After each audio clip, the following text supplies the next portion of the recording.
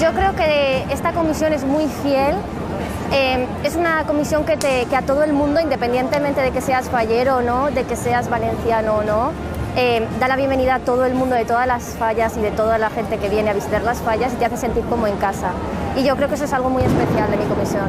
Pues con mucha espera, con paciencia y también nervios porque no sabíamos con certeza que fueran a ser posibles las fallas de 2021, pero siempre quedaba esperanza y teníamos claro que tarde o temprano las íbamos a acabar celebrando.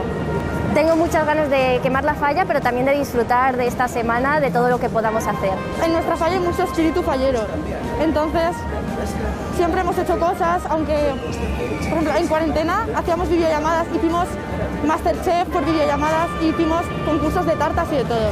Entonces lo hemos llevado bien, pero lo hemos cogido con muchas ganas ahora.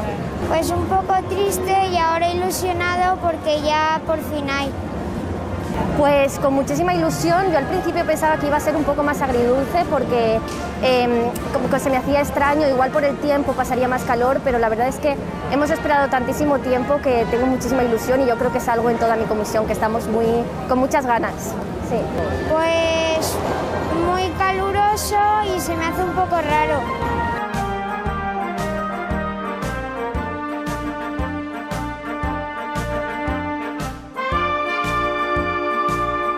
Pues mi falla está basada en animales y personajes mitológicos y está dividida en varias secciones, que por ejemplo están animales fantásticos, que aparecen también los del Corpus.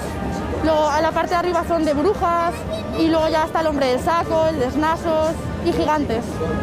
Pues trata sobre monstruos valencianos de la antigüedad y pues tiene varias historias y varios libros.